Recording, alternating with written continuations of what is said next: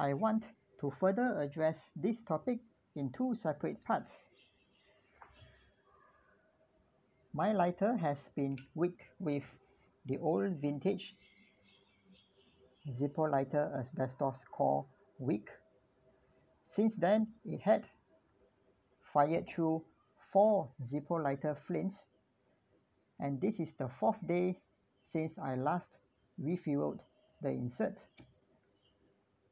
Still lights, as you can see, although it is about to dry. First, I would like to demonstrate about the cleaning of such a traditional wick as what Zippo used to suggest in the guarantee leaflet. And next, I'm going to talk about the health risks behind the potential exposure to this material of asbestos.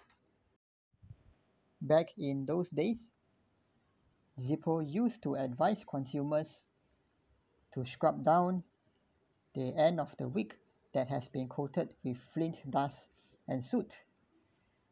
As per instructions on the old Zippo guarantee leaflet, it says to place cotton around the end of a matchstick and saturate with fuel. In this case, I do not have a matchstick, but what I have is a cotton bud.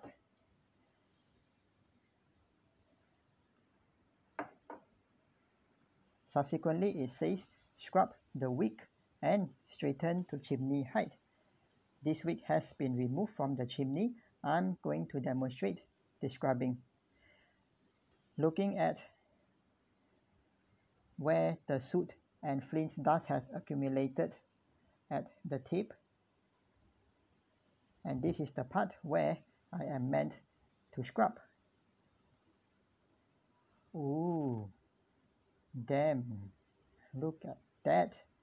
Ooh, dirty. See? Alright, that's what it means.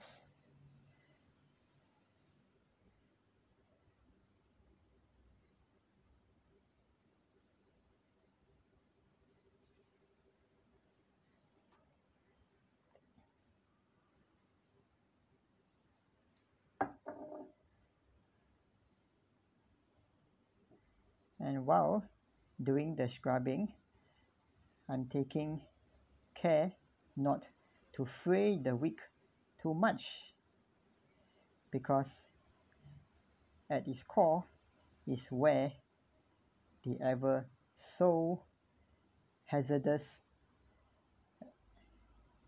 asbestos is wrapped in the middle.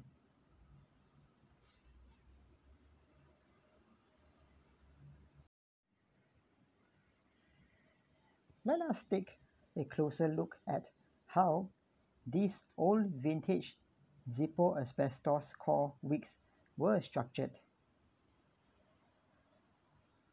Along this entire length of wick, the asbestos core runs continuously from one end, notice the whitish, straight and whitish part, all the way through the other end. Looks like a fiber optic cable if you ask me. And at the center, where I must have pinched it with a plier once, the same whitish stuff is kind of protruding out, and that is still that same asbestos material that in these days people are so concerned about. Now, after having this wick being scrubbed, don't you see that it looks just as good as it is? There is no loss of material. There is very little charring, and this wick is still good to go.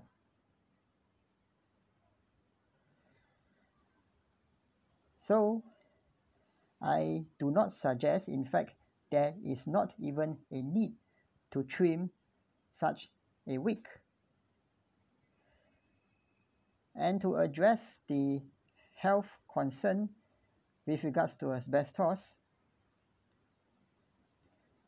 I would say that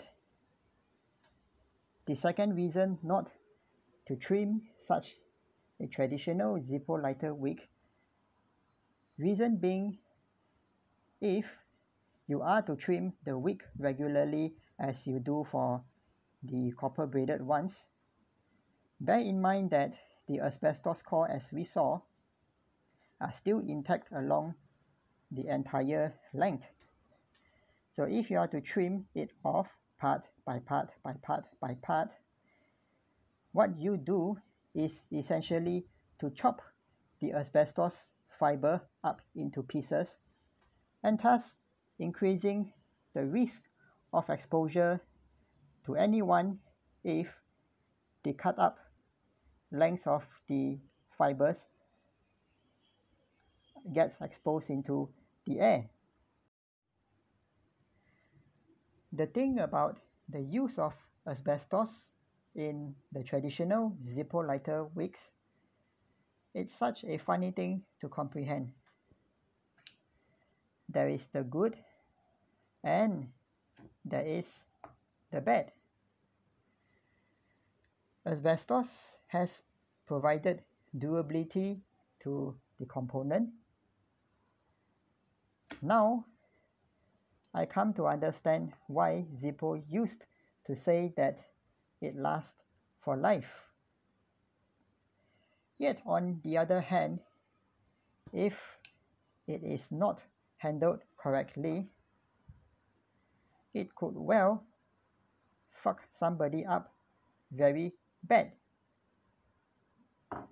But as long as the wick remains intact, the fibers stay where they are within its core, then I do not see much to be afraid of about using of such. Alright guys, I hope you enjoyed watching this video and perhaps learned something new. If you do have any comments, suggestions, feedbacks or questions to ask, do drop your comments below. Let's have a healthy discussion from there. As of now guys, I really do hope all of you stay safe and have a great one.